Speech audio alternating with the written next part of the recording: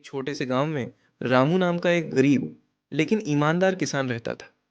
उसके पास थोड़ी सी जमीन थी जिस पर वह मेहनत करके फसल उगाता था। एक बार गांव में सूखा पड़ गया, खेत सूख गए, कुएं खाली हो गए और लोग खाने के लिए तरसने लगे। लेकिन रामू ने हार नहीं मानी।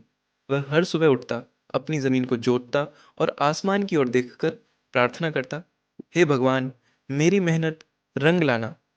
एक दिन रामू को खेत में एक चमकता हुआ छोटा बीज मिला। पहले तो वह घबरा गया, लेकिन फिर उसने सोचा, शायद भगवान ने मेरी मेहनत देखकर मुझे यह दिया है। उसने उस बीज को अपनी जमीन के बीचों बीच बो दिया और हर दिन पानी देता रहा।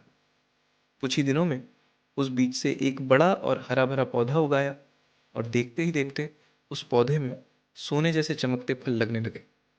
यह देखकर गांव वाले चौंक गए। सब रामू से पूछने लगे, ये कैसे हुआ? रामू ने बस मुस्कुराकर कहा, शायद यह मेरे ईमान और मेहनत का फल है। राजा की परीक्षा। यह बात राजा तक पहुंची। हो सकता है राजा ने गांव आकर रामू को बुलाया और एक परीक्षा दी। उसने रामू को कई बीज दिए और कहा, इनमें से असली बीज पहचानो, वरना सजा मिलेगी। रामू ने सब बीजों को गौर से देखा, लेकिन उसने एक बीज को अपनी हथेली में रखकर कहा, राजन, यह बीज असली है, इसमें जीवन है। राजा चकित रह गए। रामू ने सही बीज पहचाना।